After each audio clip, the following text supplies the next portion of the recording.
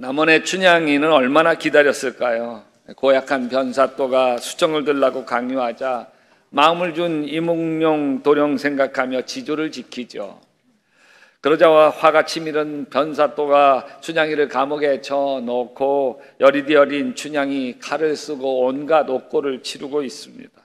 날마다 눈물로 지새우는 춘향이, 가여운 춘향이, 이제나 저제나 한양에 과거 급제하러 가신 내 사랑 이몽룡이 금이 환영하는 것만이 유일한 희망입니다. 학수고대하고 기다리죠.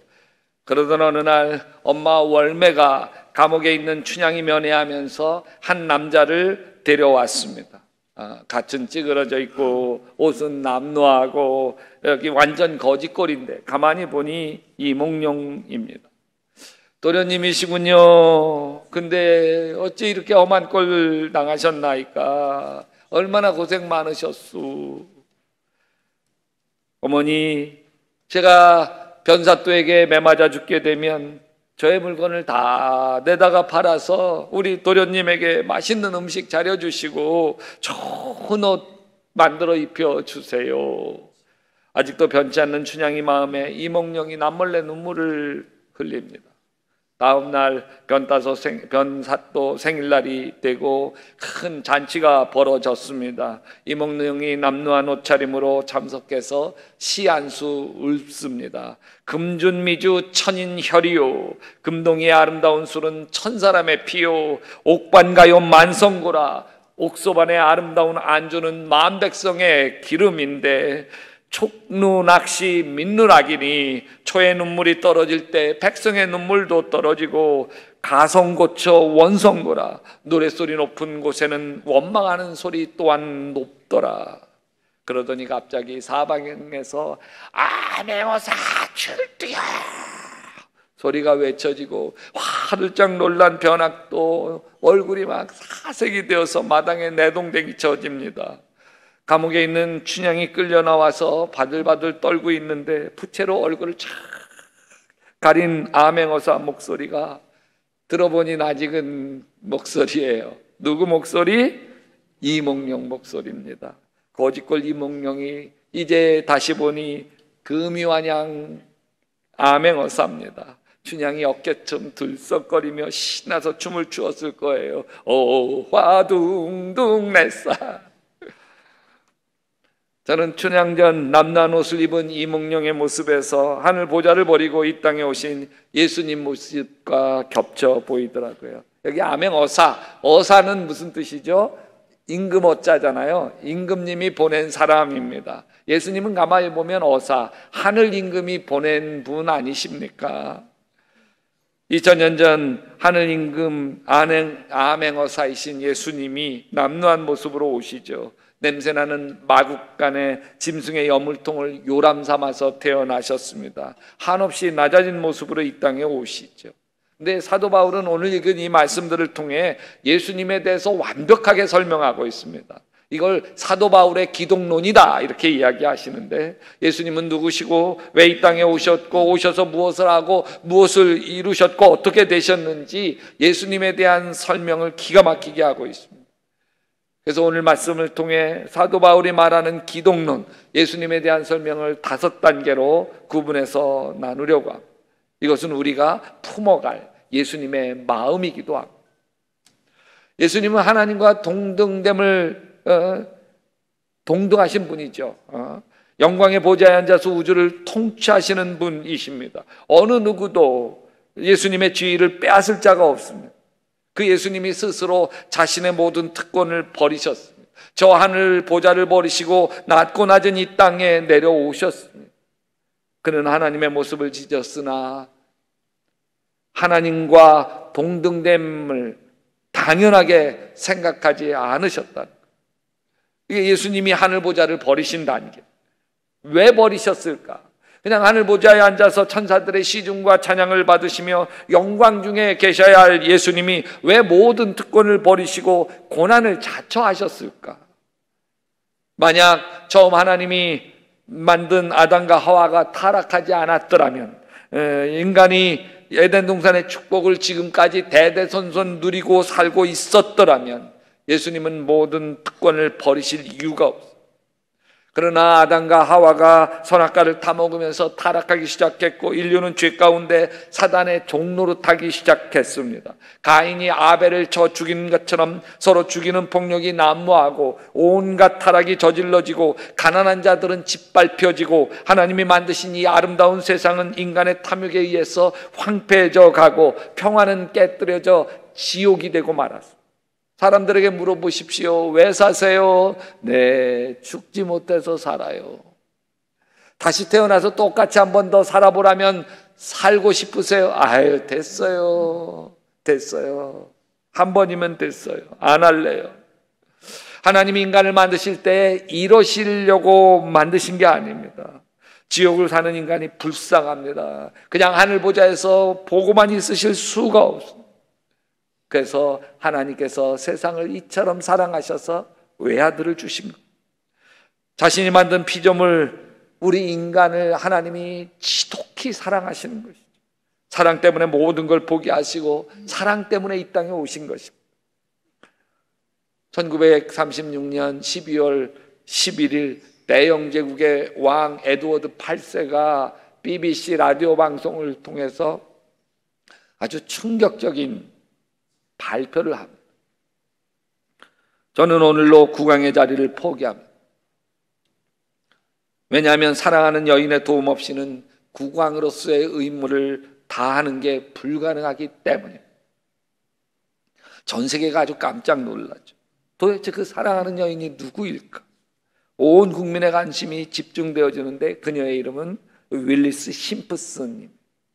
이 여인은 2번의 이혼의 경력이 있었던 미국 여성이었습니다. 영국 왕실법에 따르면 전 남편이 살아있는 이혼녀와는 절대로 왕이 결혼할 수가 없습니다. 방법은 오직 하나, 사랑하는 여인을 얻기 위해서 자기 왕관을 포기하고 그리고 평민이 되어서 둘이 결국 결혼합니다. 이 사건은 참 논란이 많았습니다. 엄청난 스캔들인가 아니면 엄청난 로맨스인가? 여러분은 어떻게 생각하세요? 예수님은 세상 왕자를 버리신 게 아니라 하늘 보좌를 버리셨습니다. 오직 여러분과 나를 지독히도 사랑하셔서 모든 하늘 영광을 다 버리신 거예요. 세상에 이런 신이 어디 있어요? 이건 하나님이 전능하시기 때문이 아니라 이건 하나님이 사랑이시기 때문입니다. 사랑하지 아니하는 사람은 하나님을 알지 못합니다. 하나님은 사랑이시기 때문입니다. 두 번째 단계가 자기를 비우신 단계. 예수님의 사랑이 눈물겨운 것은 우리를 사랑하시기 위해서 자기를 비우시죠. 텅 비우십니다. 예수님은 하나님 되심을 비운 거예요. 자기의 자존심을 비운 거예요. 자기의 영광을 비운 거예요. 오히려 자기를 비웠어요. 기독교 진수는 하나님이 자기를 비워 인간이 되신 거예요. 하나님이 심을 포기하고 육신의 몸을 입고 이 땅에 오신 거죠. 그래서 여러분, 신앙의 길은 채우는 것이 아니라 오히려 예수님처럼 자꾸 비우는 길입니다. 여러분, 내려놓음이라고 하는 책, 한때 기독교 베스트셀러였는데 이용규 선교사님이 쓴 책이죠. 그 책은 이용규 선교사님 자체가 서울대와 하버드대 박사학위를 했는데 그 모든 걸 버리고 몽골 선교사로 헌신한 이야기입니다. 이 책에 동현이라고 하는 2살짜리 자기 아들 이야기를 합니다. 어느 날 아이와 장난감 가게에 갔는데 이 아이가 좋아하는 버즈 인형을 이 아이가 갖고 싶다고 딱 움켜잡았어요. 그래, 너 그거 가져라. 그래서 이제 이걸 사가지고 나오려고 계산대 앞으로 왔어요. 점원이 이거 줘. 그러고 딱 그 계산하려고 장난감을 받으려고 하는 그 순간 빼앗는 줄 알고 얘가 싫어, 내 거야 그러면서 막 안 넣는 거, 우는 거야. 아버지가 달래고, 야, 이거 꼭 올려서 해야 돼. 그래서 안 돼, 내 거야. 안 빼앗기려고. 그래서 할 수 없이 이 아이째 통째로 들어가지고 계산대 위에서 계산을 했다고 합니다. 여러분, 내려놔야 정말 자기께 온전히 자기 것이 되어지는데 우리는 영적으로 어린 우리는 내려놓으면 빼앗긴다고 생각하는 거예요. 우리가 갖고 있는 문제는 우리가 쉽게 해결할 수 없는 문제들이죠, 대부분. 그렇지만 하나님께 내 문제를 내려놓을 때, 내 인생의 계획까지 내어드릴 때 하나님이 해결해 주시는 것입니다. 그래서 인생은 자꾸 움켜잡으면 잡으려고 할수록 이상하게 다 빠져나가게 되어집니다. 여러분, 모래알을 꽉 움켜잡으세요. 다 흘러내리지. 젊은 시절 저는 제 아내에게 참 잘해주었습니다. 헌신적이에요. 내가 아내에게 잘해주는 만큼 돌이켜보면 아내를 움켜잡았습니다. 살림살이 하나 제 아내가 마음대로 사지 못했어요. 제가 골라주었습니다. 제 아내 옷도 제가 골라주었어요. 머리 하나 하는 것도 그래서 제 아내는 제 눈치를 보았습니다. 제가 긴 머리를 좋아하기 때문에 결혼해서 한 번도 제 아내는 단발머리나 카트를 해본 적이 없습니다. 저는 제 아내가 그것을 좋아하는 줄 알았고 그것이 사랑인 줄 알았습니다. 근데 어느 날 새벽 기도하면서 하나님이 다 회개하게 하셨습니다. 아내를 내가 움켜쥐고 있었던, 아내를 내 틀에 맞추려고 하고 있었습니다. 나는 내 아내의 감옥이었습니다. 아내가 원하는 사랑을 내가 하고 있지 않았습니다. 내가 원하는 사랑을 아내에게 했습니다. 이것이 아내를 점점 더 시들어가게 하고 있음을 하나님이 보여주셨습니다. 저는 화분을 참 좋아합니다. 가난한 신혼 시절에 스킨답소스 화분 하나를 사가지고 양지 바른 베란다에다가 놓아두었습니다. 물도 다 잘 주었는데 잘 자라지 않고 이상했습니다. 잎사귀가 타들어갔습니다. 나중에 알았습니다. 이게 음지식물이라 햇볕이 너무 많이 받으면 잘 자라지 못하는 식물이었습니다. 내 방식으로 하는 사랑이 이 식물에게는 아주 잔인한 고통이었습니다. 산서베리아도 키운 적이 있습니다. 저는 물을 열심히 주었습니다. 근데 뿌리가 썩어가 죽었습니다. 그것은 물을 많이 주어야 되는 식물이 아니었습니다. 내 방식으로 하는 사랑이 다 이 모양이었습니다. 자식도 내 방식으로, 배우자도 내 방식으로 사랑하면 다 감옥입니다. 내가 움켜쥐고 있는 것이죠. 나를 비우지 못한 사랑인 거예요. 자식을 움켜잡을수록, 아내와 남편을 움켜잡으려고 할수록 마음이 내게서 멀어지는 것이었습니다. 하나님께 맡기기 위해서 내려놓아야 합니다. 자식도 내려놓고, 아멘, 남편도 아내도 다 내려놓고 하나님께 맡기기 시작하면 어느새 자식이 내 마음에 찾아오고 또 배우자도 내 곁에 따뜻하게 머물도록 하나님이 인도해 주시는 것. 내려놓는 게 자기를 비우는 것입니다. 자기를 비워가는 것 없이 예수님을 닮아갈 길이 없습니다. 세 번째 단계가 자기를 비우어 종의 모습을 취하는 단계입니다. 자기를 비우면 종처럼 섬기는 사람으로 살아갈 수 있습니다. 예수님은 종의 형체를 가지셨어요. 종처럼 섬기는 분으로 오셨고 섬기는 삶을 사셨습니다. 오히려 자기를 비워 종의 모습을 취하시고 사람같이 되셨습니다. 남을 부리고 시키려는 마음은 예수님 마음이 아닙니다. 발 닦아주는 마음이 예수님 마음입니다. 아멘. 대야에 물을 담고 허리에 동이고 팔을 걷고 수건을 두르고 냄새나는 발을 무릎 꿇어 그 발 닦아주는 마음이 예수님의 마음인 거예요. 제자들이 높은 자리 때문에 서로 다툴 때도 이렇게 얘기해. 너희 중에 누구든지 으뜸이 되고자 하는 자는 뭐라고요? 같이 합시다. 모든 사람의 종이 되어야 하리라. 그러면서 예수님, 내가 온 것도 섬김을 받으려 온 게 아니라 도리어 섬기려 하고 내 목숨을 많은 사람의 대속물로 주려 왔다고 이야기하셨습니다. 저는 종종 집에서 설거지를 합니다. 저도 좀 귀찮아요. 식사 마친 뒤 밥그릇을 싱크대에 갖다 놓으면서 보니까 그릇이 얼마 안 돼요. 내가 설거지 해야지. 팔을 걷어붙이고 설거지를 시작합니다. 근데 하다 보면요, 어디에서 이렇게 그릇이 나오는지 설거지할 그릇이 끝도 없이 나옵니다. 아내는 또 여기저기 숨겨놓았던 설거지 안 된 그릇을 꺼내놓는데 저기에 후라이팬도 꺼내놓고 저기에 막 이것저것 다 꺼내놓는데 아주 정신이 없습니다. 휴, 어차피 시작한 거 설거지 잘 해냅니다. 저는 제가 귀찮다 싶으면 남 시키지 않습니다. 제가 다 합니다. 내가 귀찮으면 다른 사람도 귀찮기 때문입니다. 저도 나이가 들어가고 중견 목회자가 되어가면서 귀찮은 일을 내가 하기보다는 점점 더 남을 시키려고 하는 때가 많아졌습니다. 시간을 아끼기 위해서 그럴 때도 있습니다. 근데 이렇게 남을 시키는 일이 많아지면서 저는 점점 조금씩 예수님 닮아가는 것과 멀어져 가고 있습니다. 귀찮은 일을 남에게 시키며 살아가면 예수님 닮아갈 수가 없어요. 내가 귀찮으면 다른 사람도 귀찮습니다. 다른 사람이 귀찮아서 하기 싫어하는 것이 있으면 반드시 할 수 있게 되시기를 바랍니다. 신학교 때였어요. 제가 기숙사에서 3명 정도가 같이 생활을 하는데, 야, 우리 출출한데 그 오뎅하고 떡볶이 좀 포장마차 가서 누구 사오자. 가위바위보해서 진 사람 사오자. 가위바위보 하자고 그러면요, 내가 사올게. 제가 가요. 제가 가서 사가지고 와요. 여러분, 가위바위보 해봤거든요. 그래서 져서 갔어요.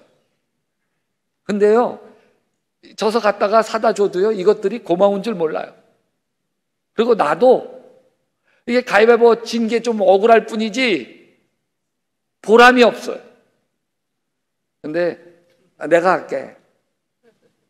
그래서 귀찮은 건 내가 쭉 해버리면요, 이것들이 고마운 줄 알아. 그리고 나는 보람도 있죠. 아내에게 과일 좀 깎아와라, 또 소파에 누워서 아내를 종처럼 부리다가 자다가 목마르면 자는 아내 깨워가지고서 야, 물 좀 떠와라. 그러는 분 계세요? 있죠? 네. 사실 저는 그런 분들이 조금 부럽습니다. 좀 그랬다가는 쫓겨날까봐 못하지만, 여러분, 귀찮다고 다른 사람 시키면 예수님 닮아갈 길이 없습니다. 정말 좋은 남편은 아내로부터 존경받는 남편이에요. 내 남편 세상에서 으뜸이야. 내 남편 둘도 없지. 이렇게 존경받는 남편은 대단한 학식, 대단한 성공 이룬 남편이 아니에요. 오직 하나, 귀찮은 일 흔쾌히 해주는 남편이 존경받는 거예요. 내가 귀찮으면 아내도 귀찮지. 귀찮으면 내가 해야지. 그런 마음으로 섬기는 남편이 예수님 닮아가는 남편이고, 결국 자녀들과 배우자로부터 존경을 받게 됩니다. 따라서 합시다. 귀찮으면 내가 한다. 아멘. 종의 모습으로 오신 예수님은 자기를 자꾸 낮추세요.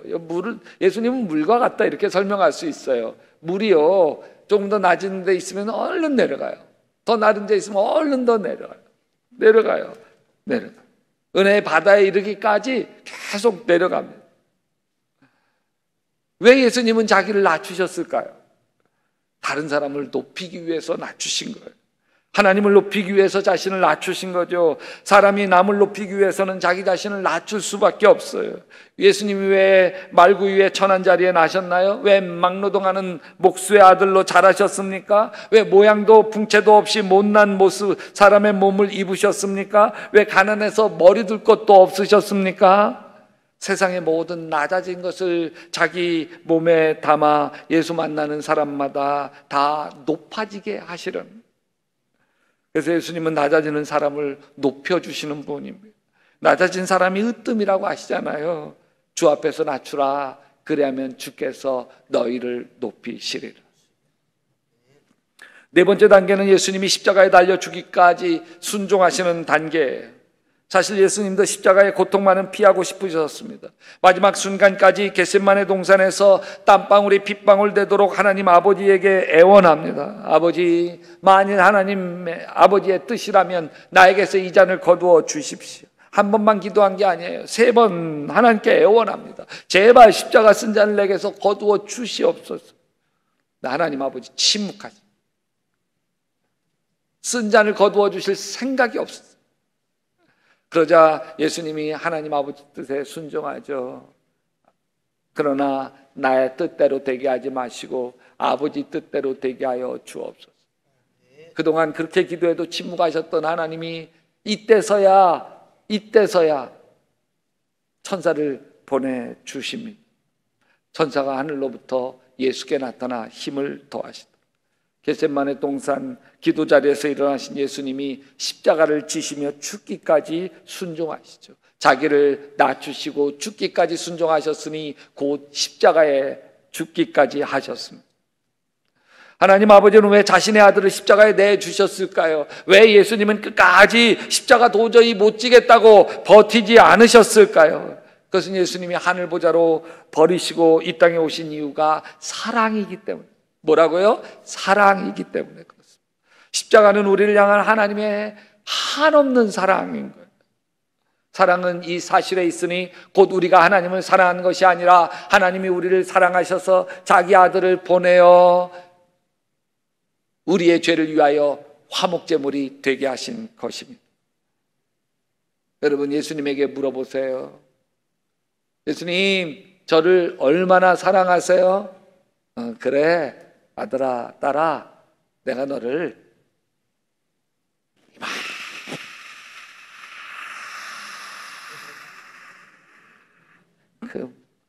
사랑하지. 그리고 십자가에 달려 죽으신 거예요.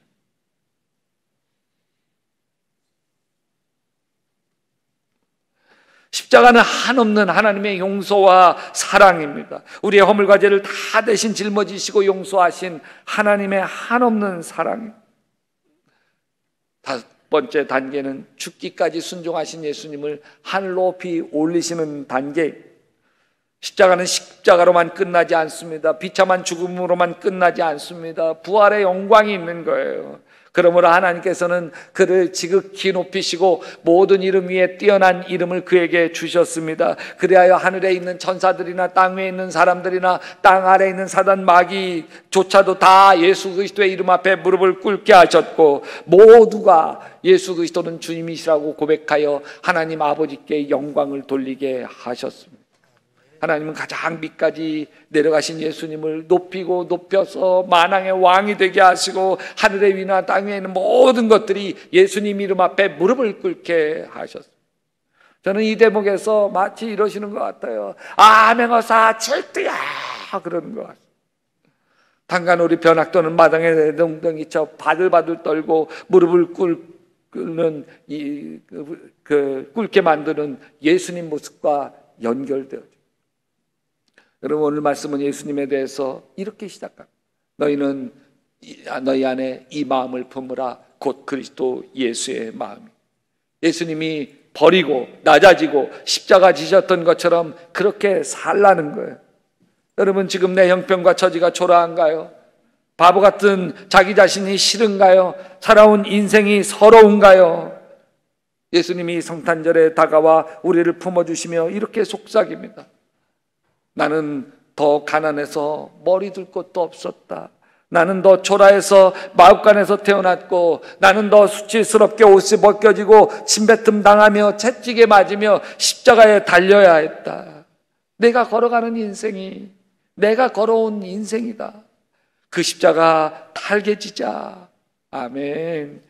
여러분, 질병의 십자가 달게 집시다. 가난의 십자가 달게 지십시다. 남편의 자녀의 십자가, 며느리 십자가, 시어머니 십자가 달게 질 수 있게 되시기를 주님의 이름으로 축원합니다. 그럴 때 하나님이 반드시 우리를 높여서 하늘에 있는 천사들이나 땅에 있는 사람들이나 사단 마귀조차도 다 예수님을 따르는 우리 앞에 무릎을 꿇도록 만들어 주실 줄로 믿습니다.